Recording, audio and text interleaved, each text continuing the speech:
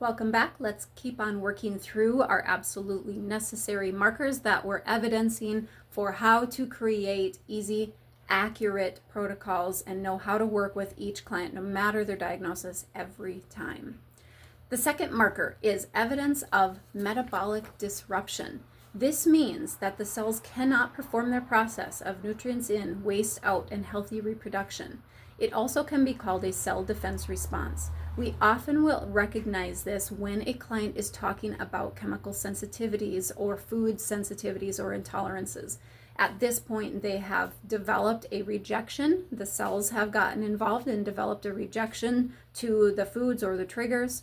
Metabolic disruption can come in the form of metabolic syndrome or diabetes, but those are not the only ways. It can come as hormone imbalance, it can come as weight issues, but those are not the only ways.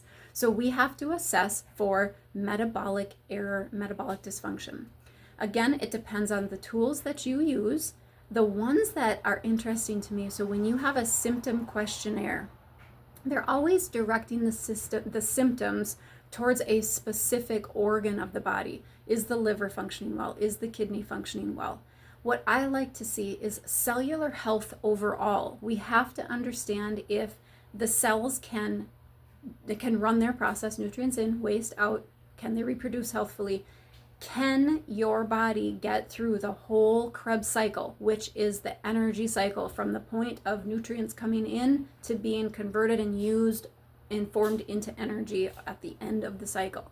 So again, depending on which assessment tools you decide to use, so I use bioenergetic assessment when I see a lot of pink and red. So those of you that use EDS, this will be really familiar to you. When I see a lot of pink and red, that tells me inflammation and it tells me poor metabolism.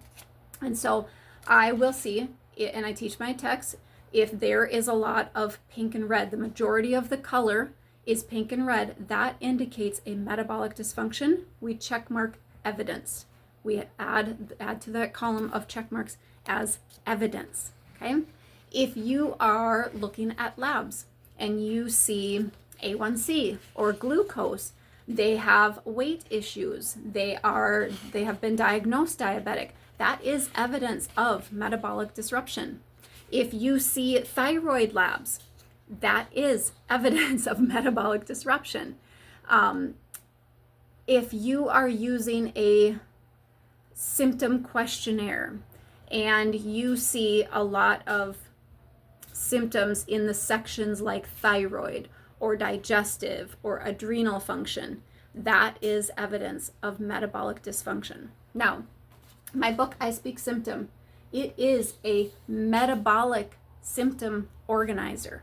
So everything in it is symptoms that are related to metabolism. So really, when the client would complete the tracker that's in the front, so like I said, if you don't have technology and you don't have the budget for technology, you have your clients start with the metabolic symptom tracker on your scorecard where it says MSX and it references which section would evidence for you, yes, there is a sign of this metabolic dysfunction. MSX means metabolic symptom tracker. So you have your clients fill out the tracker initially, and if they have a lot of check marks or numbers in a good majority of the sections, that is evidence of metabolic symptom dysfunction. Let's say they complete the symptom tracker and it is only, maybe one or two categories that have really a lot of symptoms in them. I would not say that that is evidence of metabolic dysfunction.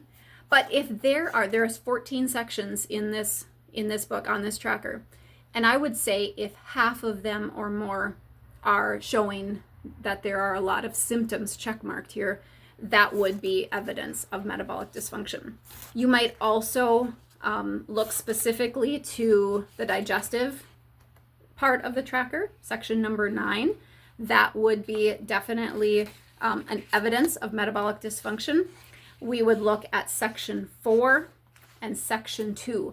Section 4 and section 2 are going to help you assess ghrelin, leptin, and insulin resistance. And so You can use, if you don't have technology, instead of a symptom questionnaire, I would suggest using the metabolic symptom tracker in the book I Speak Symptom. 2, 4, 9. I am adding that to our scorecard so that you can remember if they complete the metabolic symptom tracker and sections 2, 4, and 9 are heavy with symptoms, that is, check, evidence of marker number 2, metabolic dysfunction.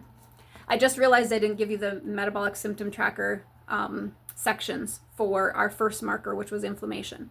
If there is a lot of evidence over sections 9, 10, 11, or 14, yes, that would be evidence of inflammation present. You can use, there are a number of health questionnaires.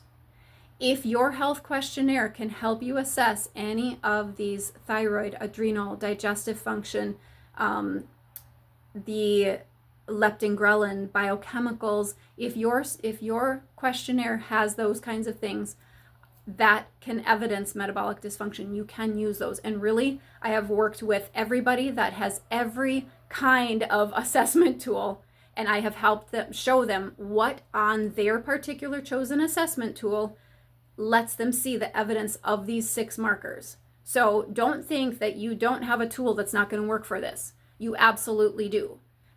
People in our practitioners protocol group, that's how we specifically help, so that we can get you that individual, how do I do this for my own business care? But just know, no matter what assessment you are using, you can use it to apply these top 6 markers and find the evidence. Now remember, the best part about this scorecard is you don't have to be a diagnostician. Even if you are legally able to be a diagnostician, you don't need to use that part of your brain in order to use the scorecard. This is really a cellular assessment.